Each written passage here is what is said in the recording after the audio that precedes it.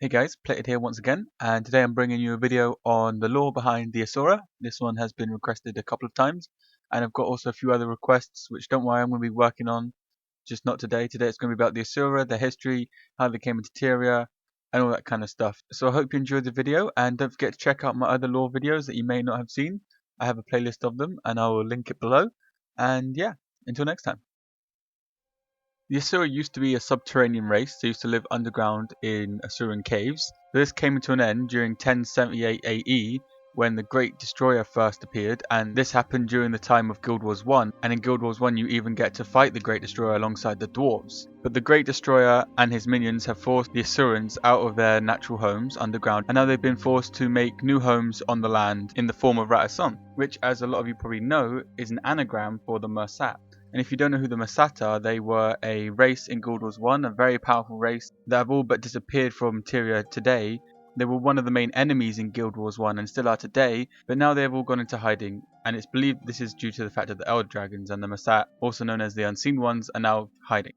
So the Asura have now been forced out of their homes due to Primordius and his lieutenant, who is the Great Destroyer, and they've been forced up onto the land, and they've built this amazing city called Ratasom, which is right next to the Maguma jungle.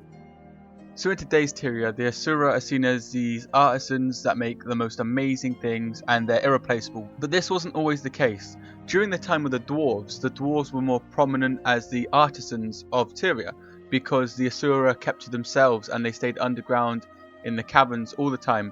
And instead of coming out to the surface to integrate themselves into Tyrian life, they prefer to stay within their own small crews because the Asuran are not run by one government. They stick with their crews. Like you have the School of Statics and etc. etc. These are their crews and they work on projects on their own, and they're a very independent race. They don't like to mix with other races outside of their own because they feel they are the most intellectual and feel themselves above other races.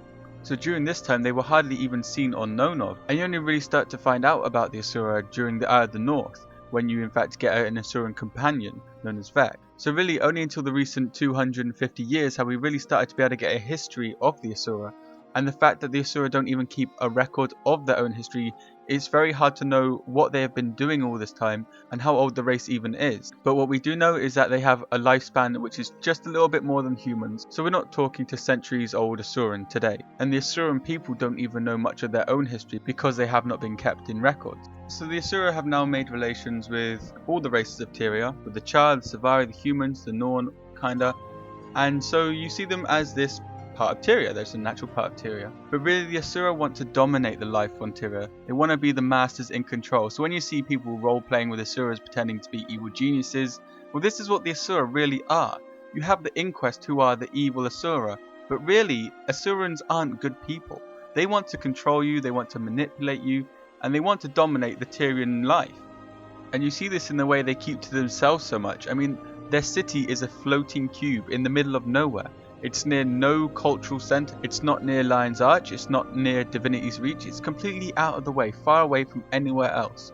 They could have made their home anywhere, but they chose to keep it separate from everywhere else, off the trade paths and floating in the air. And this is where they carry out their experiments and their new magic.